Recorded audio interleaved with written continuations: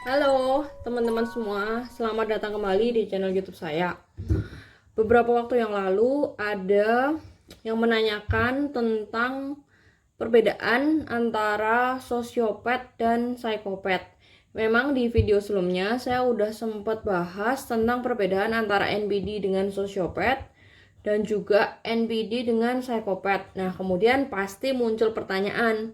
Jadi kalau yang sosiopat versus psikopat itu bedanya apa? Seperti itu. Nah, dalam video kali ini saya akan coba menjawab pertanyaan perbedaan antara sosiopat dan psikopat. Dari namanya udah kayak serem gitu ya, dua-duanya ngeri gitu.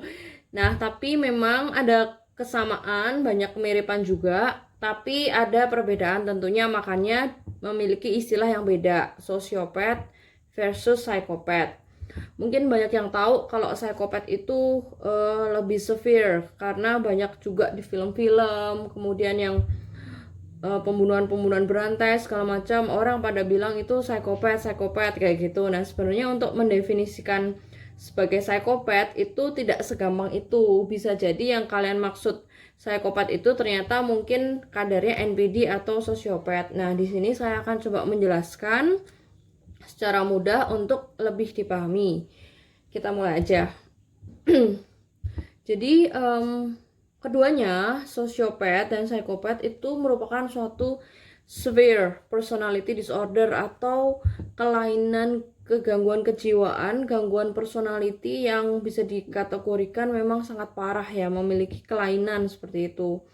Kemudian berdasar buku dari Diagnostic and Statistical Manual of Mental Disorder, itu yang merupakan buku kitab untuk personality disorder ini, yaitu DSM-5, itu yang sudah diakui oleh American Psychiatric Association in 2013.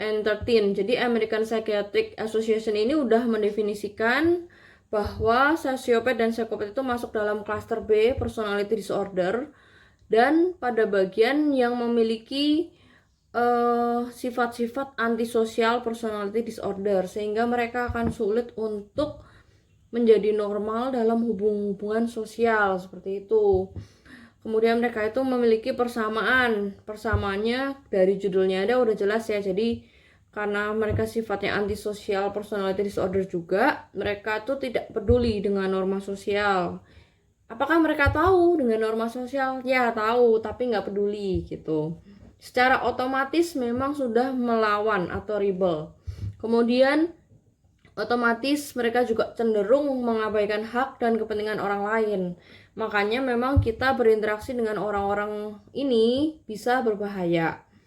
Kemudian mereka itu juga tidak mampu memiliki rasa bersalah seperti kayak menyesal atau ibaratnya memiliki rasa iba kepada korban-korbannya. Nah, itu nggak ada. Ibaratnya kayak sangat kecil atau tidak ada untuk psikopat. Kemudian mereka punya tendensi perilaku agresif ketika mereka memang sedang menunjukkan nature aslinya mereka. Kenapa saya bilang nature aslinya mereka? Karena di satu sisi lain mereka itu juga pandai banget untuk bertopeng. Kemudian walaupun mereka itu punya banyak kesamaan ya, terutama kesamaan yang hasil yang diterima korban itu memang sama ya, bisa menerima perilaku kasar, agresif, manipulatif, dan sebagainya lah yang udah saya jelasin di video sebelumnya.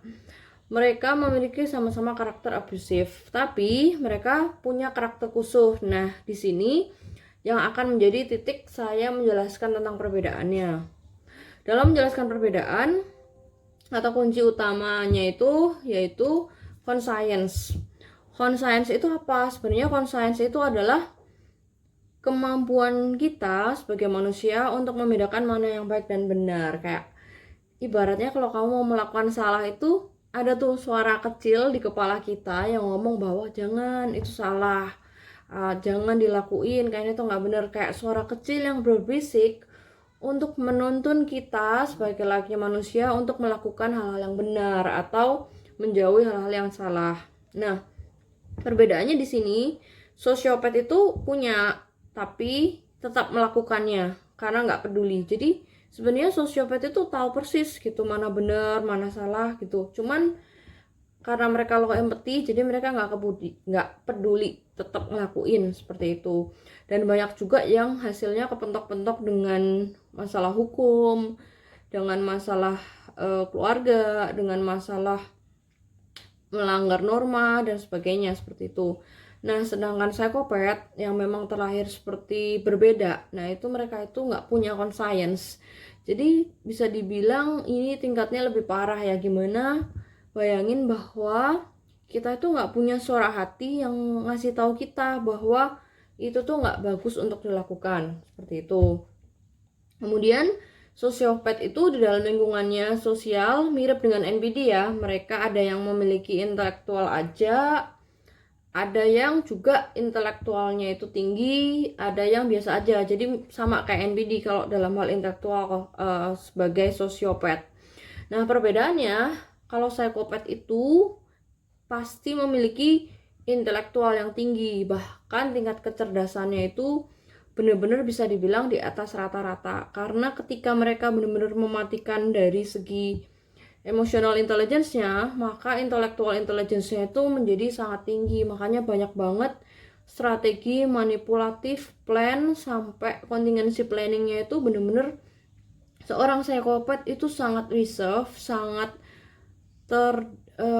strict dengan tujuan dan rencana-rencana jahatnya itu yang dia lakuin. Secara normal orang akan sangat sulit banget untuk tahu bahwa dia itu psikopat seperti itu.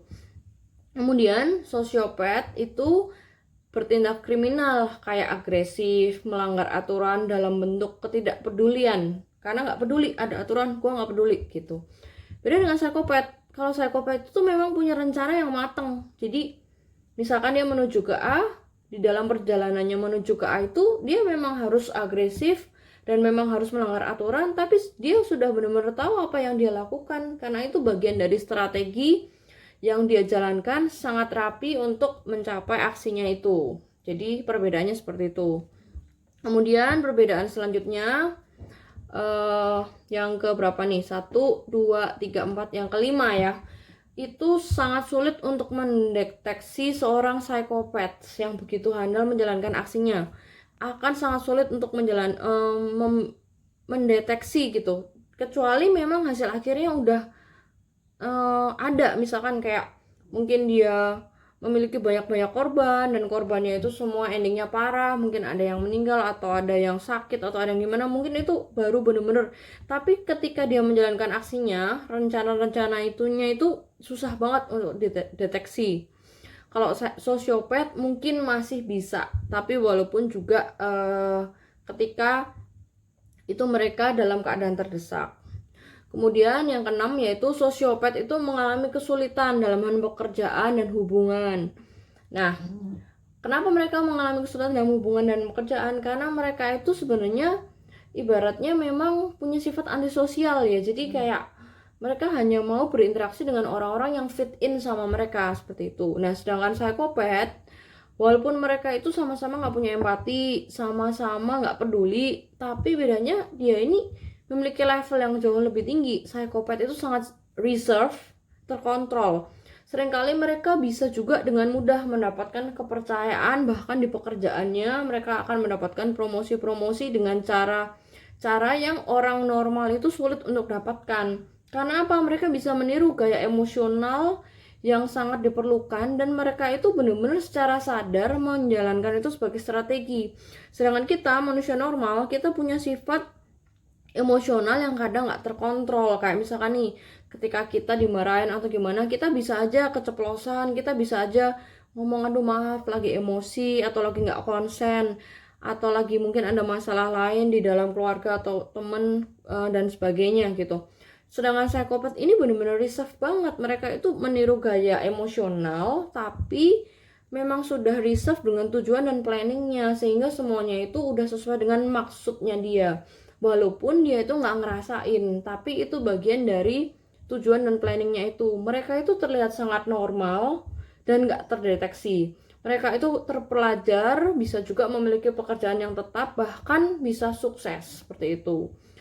Seorang psikopat dapat menjalankan double life. Ya, double life itu ibaratnya mungkin di kantor dia seperti itu, nggak kedetek segala macam, mungkin menjadi pemimpin yang hebat atau menjadi orang yang sangat-sangat dan dihormati. Kemudian dia juga terlihat sangat pandai, terlihat normal dan keluarganya sangat terpandang tanpa semua orang tahu nature asli mereka. Nah, orang psikopat ini bisa bener-bener reserve banget gitu. Mereka bahkan bisa mengelabui semua orang-orang yang tidak mereka biarkan untuk tahu. Jadi mereka bener-bener hanya reserve abusifnya itu pada korban yang memang dia udah target, seperti itu. Sedangkan NPD dan sosiopat secara natural mereka akan mengabuse semua orang yang paling dekat, lingkungan terdekatnya itu akan semua diabuse. Sedangkan psikopat belum tentu. Mereka tuh bisa memilih bagian keluarga tertentu atau orang-orang tertentu yang memang hanya dijadikan korban, seperti itu. Mereka juga tahan terhadap rasa takut dan juga tahan terhadap krisis. Nah, jadi psikopat ini sangat natural. Mereka terlahir berbeda. Psikopat itu kejam dan keji, tapi dengan tingkat kecerdasan yang tinggi. Bahkan banyak case itu psikopat itu sangat wajar kalau bisa lolos dari tes kebohongan dan memutarbalikkan situasi walaupun udah ketangkap. Nah, keahlian dalam hal ini NPD dan sosiopat itu memang masih di bawah psikopat, karena NPD dan sosiopat ini bisa muncul rage atau kemarahan membara yang gak terkontrol ketika mereka terpojok atau ketahuan. Sedangkan psikopat mereka sendirilah yang menentukan saya mau marah atau enggak. Kalau misalkan marah ini ada gunanya dan bertujuan untuk tujuan saya, psikopat ini akan benar-benar brutal dan keji. Tapi mereka itu karena kecerdasan yang tinggi, mereka benar-benar bisa lebih manipulatif lagi, nggak marah tapi bisa juga menusuk dari belakang, seperti itu. Sehingga memang mereka itu lebih nggak punya rasa takut. Nah, ini sedikit selingan ya, di dalam film yang ekstrim-ekstrim, serial killer dan sebagaimana, itulah versi psikopat yang digambarkan selama ini. Walaupun sebenarnya banyak sekali psikopat yang nggak terdeteksi karena mereka itu sangat pandai menyembunyikan aksinya gitu. Jadi mereka itu bener-bener bisa dibilang terlahir berbeda ya, dan juga tidak terlalu membutuhkan orang lain yang benar-benar menjadi sandaran hidupnya, kayak NPD yang butuh validasi, perhatian. Nah, psikopat nggak perlu itu semua, seperti itu. Jadi kesimpulan dari perbedaan atau perbandingan antara sosiopat dan psikopat, tentu mereka keduanya masuk dalam spektrum NPD. Nah, sosiopat itu spektrum NPD yang lebih parah dari NPD. Kemudian psikopat ini memang sudah bisa dibilang spesies yang lebih beda lagi, tingkatnya udah severe. Jadi ada istilah kayak gini, expert said that sosiopat itu hot-headed, artinya berperilaku tanpa berpikir apa yang akan terjadi pada orang lain. Nah, ini juga berlaku sama NPD ya, hot-headed. Sedangkan psikopat itu cold-hearted, artinya berhati dingin. Jadi yang satu hot-headed, nggak peduli berperilaku apa dan akibatnya ke orang lain. Sedangkan psikopat itu berhati dingin, sangat berhati-hati dalam menyusun rencana kapan dia bisa diam, bergerak, agresif, dan benar-benar untuk mengegolkan tujuannya itu. Dan tujuannya itu memang biasanya untuk menguntungkan diri sendiri, jahat, dan juga benar-benar bisa seperti yang kita udah tahu, perilakunya itu nggak peduli dengan apapun, yang penting fit in dengan maksud dan tujuannya dia. Nah, kira-kira semoga ini cukup menjawab pertanyaan perbedaan sosiopat dan psikopat. Sampai jumpa di video-video selanjutnya. Dan juga buat kalian yang memang lagi struggling untuk lepas dari pasangan kalian yang toxic ya, ibaratnya seperti itu, kalian bisa hubungi saya di bawah ini di Instagram @unsecret.narcissist. Semoga edukasi ini benar-benar bisa membantu kalian untuk mencapai hidup kalian yang jauh lebih baik lagi. Terima kasih.